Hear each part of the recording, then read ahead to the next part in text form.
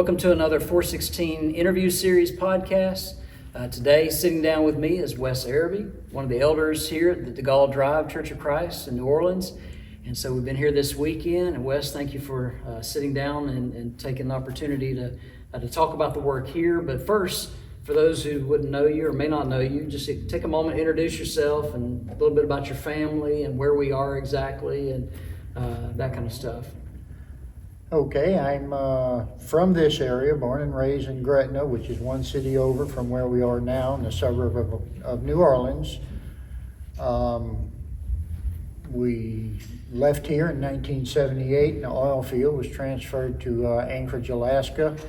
Stayed gone for about 18 years. During that time, I managed color tile stores and different things, and then went to Nashville School of Preaching, and from there I went to Memphis School of Preaching, graduated from Memphis School of Preaching in 1990, and preached full-time in Charleston, Mississippi for 7 years till my mother down here became ill with cancer in 1997, and we had a family business down here that my mom and dad ran, so I left Charleston in 1997, came down here to assist my father with the family business while he was tending to mom, and she passed shortly thereafter, and so we decided to stay down here. I attended here at DeGaulle Drive on Sunday nights and on Sunday morning, and Wednesdays I drove 50 miles to a little congregation out of here called Raceland Church of Christ for about 5 years, and then the preacher here became ill, so I started assisting more in here, and eventually became an elder and the associate preacher. Gotcha. That's where we're at now. Well, and I love the congregation. I love this area. It has so much interest to it, and of course, people. When you say New Orleans, that means a lot of different things to a lot of different people, certainly. But the church here, is a beacon of light and hope in this community, and I love that, and they have been for a long, long time, and so I'm certainly appreciative of that. So let's talk about that, and this is one thing I didn't realize until you just said it, that you'd gone to Nashville School of Preaching, and then to Memphis. Right. Let's talk about what led you to choose to go to the School of Preaching to begin with, man? That's kind of an amusing story.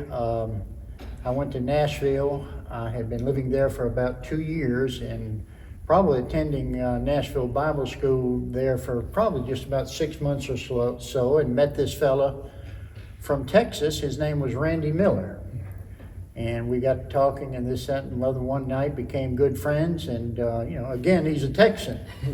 He says, Hoss, says, you want to go to a preaching school, you need to come with me next year to Memphis School of Preaching. I had never heard of Memphis School of Preaching before, but that's just the way he said it. And so I did some investigating, and he started in the summer, and I couldn't make it quite till the summer to start in the summer. So, but I did start in that first quarter. Mm-hmm. After that, in the fall, and that's how I got there, because of him.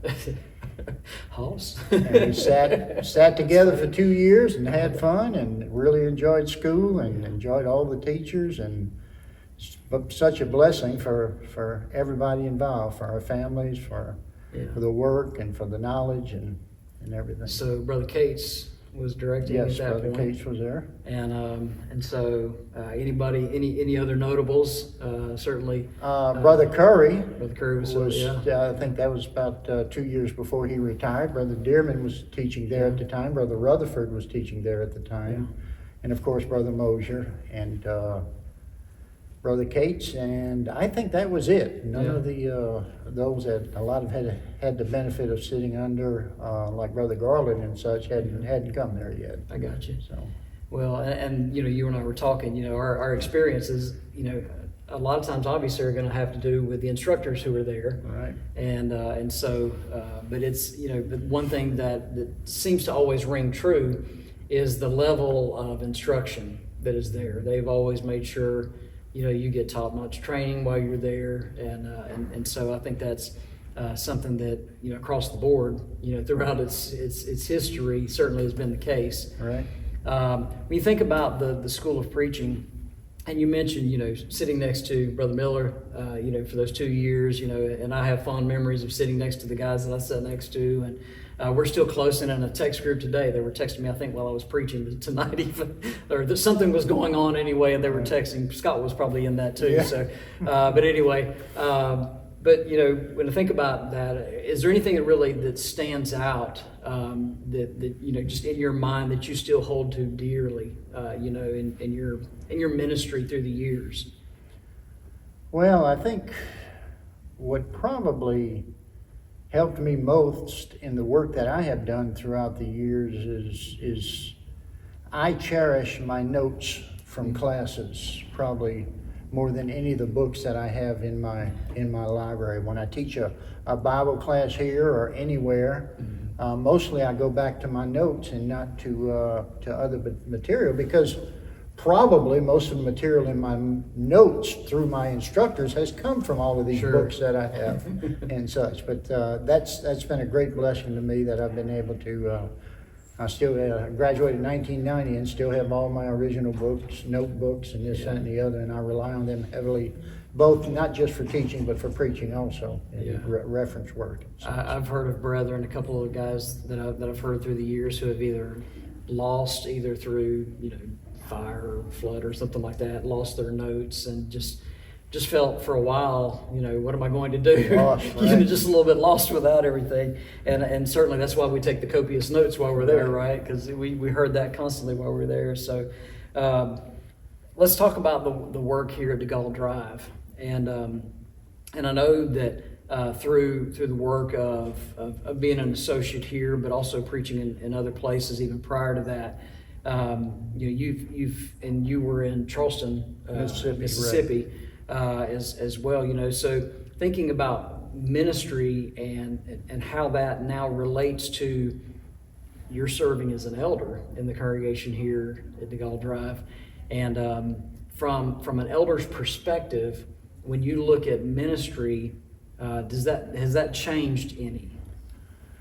As far as change, it's really been a blessing to me to be under an eldership, because both of my works, both in Raceland, Louisiana, and in Charleston, Mississippi, were no elderships run by men's business meetings and such, and then to be able to come back here, and I say back here because I was baptized in this area in 1974. Like most people in this area, I was raised a Catholic, and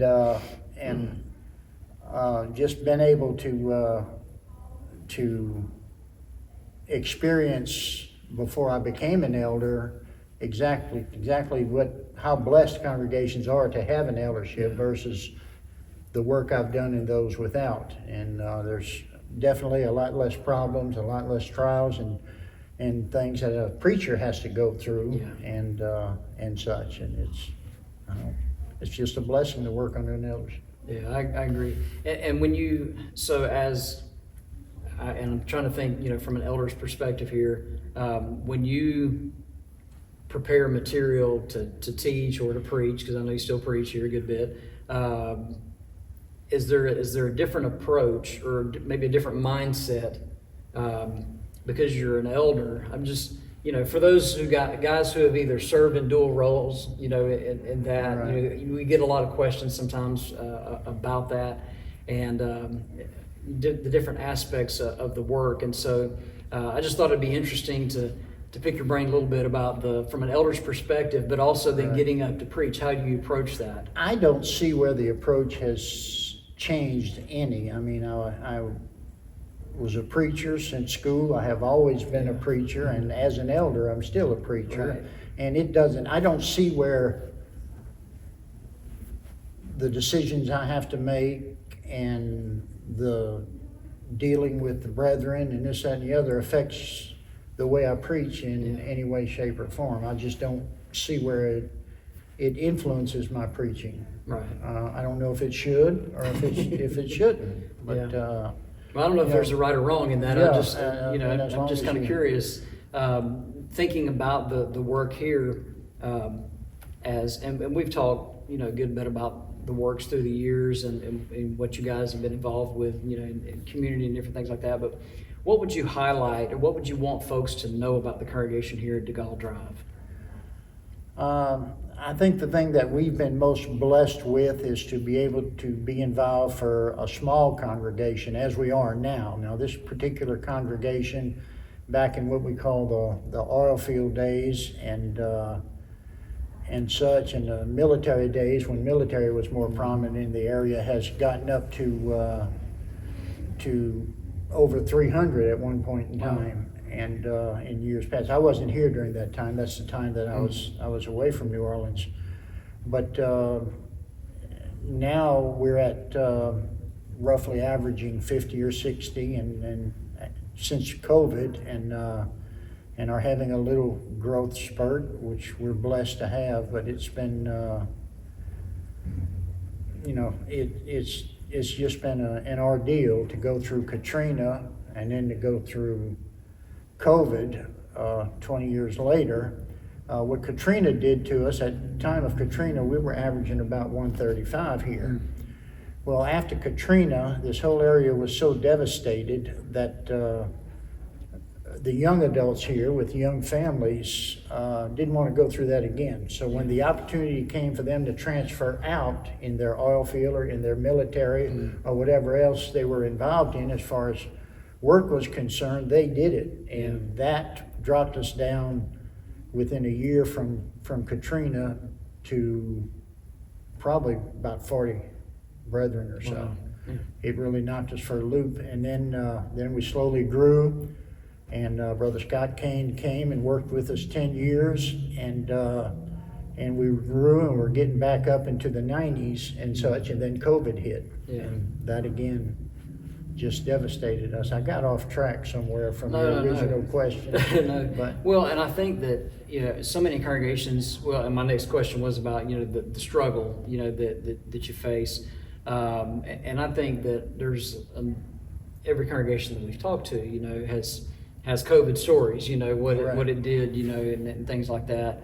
And, there's, it's unfortunate, but I see congregations, building back after that, and seems to be a stronger family atmosphere because of the things that were missed during that time, and so there seems to be a resolve to be closer. And I think that's and I hope that we get to help with that in our work as well. But that's something that I think is vitally important, but it seems to be a trend.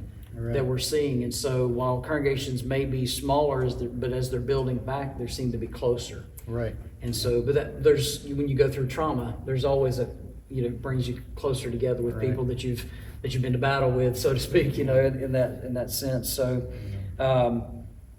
one of the goals for 416 Ministries, and Cindy and I, when we talk to preachers and elders and members, we want to know, okay, well, what has kept you going? Because we all face difficulties. And so what keeps you going as a preacher, as an elder, and even as just a member of the Lord's church, as a Christian, what keeps you pressing forward? Well, I think that's just it. Christianity and the Lord and His Word and what He requires of us and the way He blesses us when we continue to do His will. My family has been blessed enormously. This congregation has been blessed enormously for as few as we are to be able to do the mission work and the support of preaching students and the support of radio and TV programs like we're involved in for such a small congregation and so far away from the Bible Belt. Another thing that, and with the influence that we have from denominationalism around here, to be able to be blessed by the Lord to do the work that we do is just and as encouraging as can be. Yeah. Because I've lived in other areas. Yeah. And have worked in other areas, and they were great too. But like you said in the beginning, New Orleans is a little bit different. It's a little bit different. But it's home to you, so it's home. Absolutely. Right.